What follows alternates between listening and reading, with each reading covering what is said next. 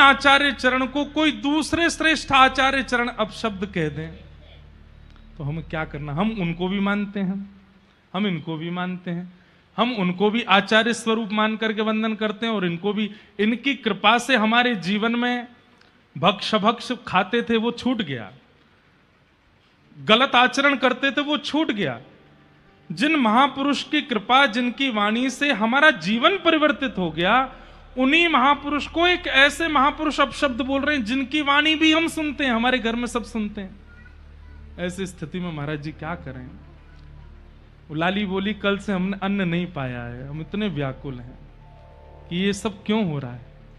भैया देखो ये आपको दोष नहीं देखना है, आचार्य चरणों की सबके आपस में लीलाएं हैं। सबसे खतरनाक तो हमें लगता है कल की भगवान कौन से राक्षस को मारने आएंगे।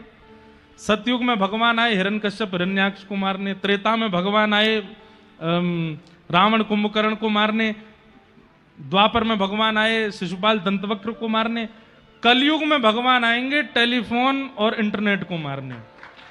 सबसे गंदे हैं ये। इन दोनों ने कोई नाम कल की है, आगे चल के हो सकता है क्लिक ही हो जाए, एक क्लिक करेंगे डिलीट, सब खत्म। जिस दिन पूरे विश्व का इंटरनेट बंद हो जाएगा उसी दिन कलयुग विश्राम और सतयुग प्रारंभ होगा।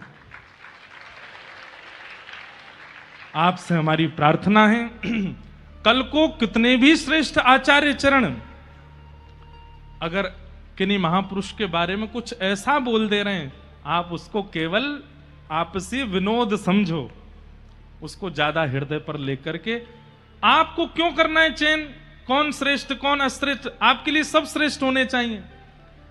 नित्यानंद महाप्रभु कल सुन रहे थे ना कथा में, वो घर घर जाके कहते हैं, बोले तुम्हारे बर्तन हम धो देंगे, तुम्हारे घर की सब्जी हम बना देंगे, तुम तो केवल हरि बोल बोलो। जब वे ये बात कह सकते हैं, चैतन्य महाप्रभु कहते हैं कि इस कलयुग में किसी जीव का त्याग नहीं करना, किसी जीव का उद्धार नहीं करना, सबको स्वीकार करना है। क्यों? क्योंकि उसमें जो दोष है ये उसकी कमी नहीं है, ये कलयुग का प्रभाव है। तो कलयुग है, कई बार ये कलयुग अपना प्रभाव इस भांति दिखाता है कि हमें लगता है कि आचार्यों में आपस में विवाद हो रहे हैं, हम भक्त किस राह पे जाएं? आप तो जिस राह को पकड़ लिए हो उसी पे ही चलते चलो। क्या चैतन्य महाप्रभु का विरोध नहीं हुआ था? उनका भी विरोध हुआ था। क्या श्रीमद रामानुजाचार्य जी का विरोध नहीं हुआ? क्या रामानंदाचार्य जी का विरोध नहीं हुआ? क्या कबीरदास, अरे औरों की छोड़ो, तुलसीदास जी का विरोध नहीं हुआ? मीराबाई का विरोध नहीं हुआ? तो ये विरोध होना, संयोग होना, ये तो चलता है। और एक बात और बता दूं मैं आपको, जब वे ही दोनों आचार्य चरण आमने सामने होंगे तो ऐसे गले लग लग के रोमेंगे कि देख के आप भी न्योछावे रह जाओगे।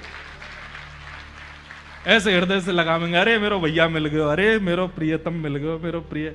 ये वाद विवाद तो मध्यस्थ लोग करते हैं और ये इंटरनेट वाले लोग करते हैं।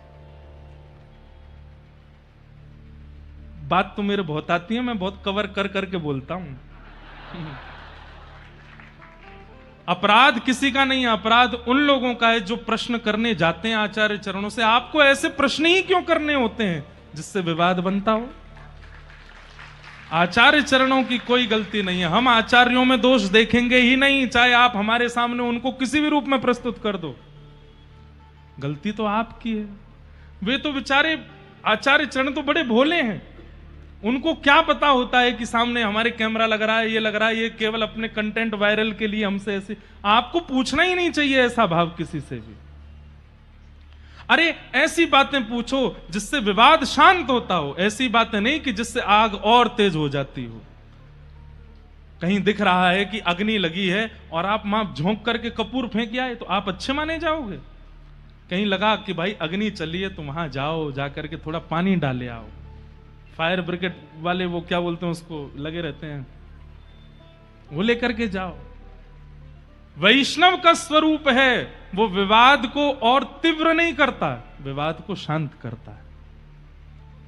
इसलिए हमारी आपसे प्रार्थना है, कभी भी किन्हीं भी आचार्य चरणों के समीप जाइए, हमारे पास भी आइए, हमसे भी किसी और की बातें मत कहिए। कई लोग बोलते हैं महाराज जी आपसे पहले वो वाले महाराज जी आए थे, वो तो ऐसा ऐसा कह रहे थे, उन्होंने तो ऐसा ऐसा कहा।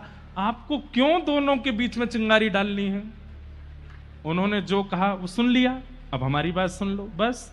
जिसमें आपको निष्ठा होती हो उसका पालन करो। हमारी आपसे प्रार्थना है, ये वाद विवादों में मत चलो, बहुत कम समय बचा है हमारे पास में, जीवन बहुत छोटा है। ठाकुर जी का नाम स्मरण करके अपना जीवन उद्धार कर लीजिए।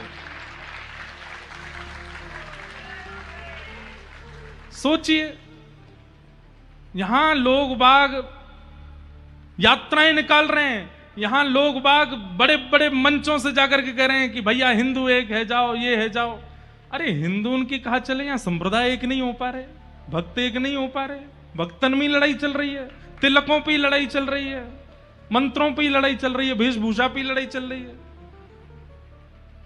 भैया युवा जैसे तैसे आए हैं भक्ति मार्ग पे, आचार्य चरणों के भाव से कहीं वो भटक ना जाएं, इसलिए हमारी प्रार्थना आचार्यों से नहीं, आचार्य गलत नहीं हो सकते, हमारी प्रार्थना तो उन लोगों से है जो उनकी बातों को दूसरों तक पहुंचा रहे हैं। कृपा कर ऐसी भावनाएं पहुंचवाइए जिससे वैष्णव और प्रगाढ़ हो, जिससे हमारे चित्त में और भक्ति प्रबल हो। दो आचार्य चरण लड़ लें आपस में, ऐसी भावनाएं क्यों प्रकट करनी। रुकिए, क्या आपका कोई फर्ज नहीं बनता हमारे हिंदू सनातन धर्म के प्रति? क्या आपका एक सब्सक्राइब हमारे सनातन धर्म के लिए इतना महंगा है? क्या आपको नहीं पता आपका एक एक सब्सक्राइब हमारे सनातन धर्म को ज़्यादा से ज़्यादा लोगों तक पहुंचाने में कितनी मदद कर सकता है? आपका थोड़ा सा साथ और मेरी मेहनत मिलकर हम सब हमारे सनातन धर्म को देश के बच्चे बच्चे तक पहुंचा सकते हैं। जय श्री राम।